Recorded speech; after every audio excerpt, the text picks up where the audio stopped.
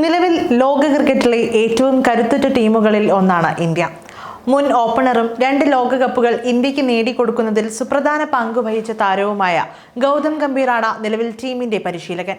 ഇക്കഴിഞ്ഞ T20 ലോകകപ്പിന് ശേഷം സ്ഥാനമൊഴിഞ്ഞ രാഹുൽ ദ്രാവിഡിന് പകരക്കാരനായിട്ടാണ് ഗൗതം ഗംഭീർ ടീം ഇന്ത്യയുടെ പരിശീലക സ്ഥാനം ഏറ്റെടുത്തത്.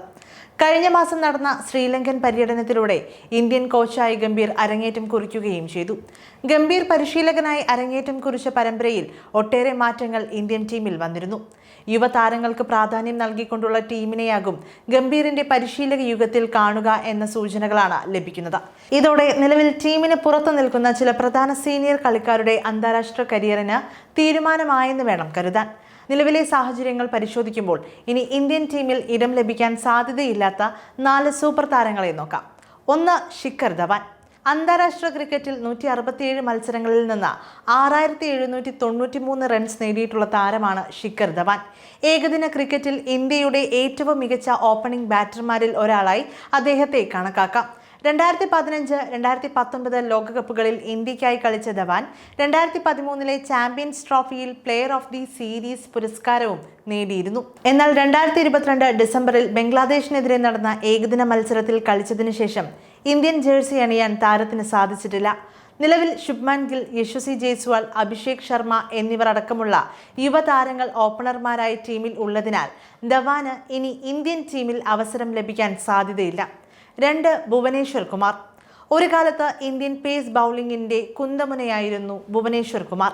അന്താരാഷ്ട്ര തലത്തിൽ 21 ടെസ്റ്റുകളും 121 ഏകദിനങ്ങളും 87 T20 മത്സരങ്ങളും ഭുവി കളിച്ചിട്ടുണ്ട്. 2022 നവംബറിൽ ന്യൂസിലാൻഡിനെതിരെ നടന്ന T20 മത്സരത്തിൽ കളിച്ച ശേഷം ഇന്ത്യൻ ടീമിൽ ഇതുവരെ ഭുവിക്ക് അവസരം ലഭിച്ചിട്ടില്ല. നിലവിൽ ജസ്പ്രീത് ബുംറ, ആവേശ് ഖാൻ, ഹർഷ്ദീപ് സിംഗ്, മുഹമ്മദ് സിറാജ് തുടങ്ങിയ സ്റ്റാർ പേസർമാർ ടീമിൽ സ്ഥാനം ഉറപ്പിച്ചിരിക്കുന്ന സാഹചര്യത്തിൽ ഭുവനേശ്വർ കുമാറിന് ദേശീയ ടീമിലേക്ക് ഇനി വിളി വരാൻ സാധ്യത കുറവാണ്. 3. ഇഷാന്ത് ശർമ്മ. കപിൽ ദേവിന് ശേഷം 100 ടെസ്റ്റ് മത്സരങ്ങൾ കളിച്ച ആദ്യ Indian fast ബോളറാണ് Ishant Sharma.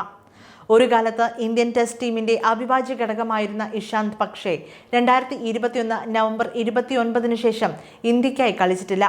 Test മത്സരത്തിലാണ് അദ്ദേഹം അവസാനം ഇന്ത്യൻ ജേഴ്സി അണിഞ്ഞത്. ഏകദിനത്തിൽ 2016 ജനുവരിയിലും T20യിൽ 2013 ഒക്ടോബർ 10-നുമാണ് ഇഷാന്ത് ശർമ്മ അവസാനമായി ഇന്ത്യൻ ജേഴ്സി അണിഞ്ഞത്. 4. ഉമേഷ് യാദവ്.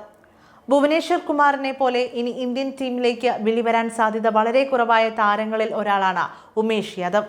2023 നടന്ന ലോക ടെസ്റ്റ് ചാമ്പ്യൻഷിപ്പിന്റെ ഫൈനലിലാണ് ഉമേഷ് യാദവ് അവസാനമായി ഇന്ത്യൻ ജേഴ്സി അണിഞ്ഞത്. ഇന്ത്യക്ക് വേണ്ടി 57 ടെസ്റ്റുകളിൽ 170 വിക്കറ്റുകൾ വീഴ്ത്താൻ അദ്ദേഹത്തിന് സാധിച്ചിട്ടുണ്ട്. നിലവിൽ ഇന്ത്യയുടെ ഫാസ്റ്റ് ബോളിംഗ് നിര താരനിബിഡമായതിനാൽ ഉമേഷിന് ഇനി ഒരു അവസരം ദേശീയ ടീമിൽ ലഭിക്കാൻ സാധ്യതകൾ വിരളമാണ്.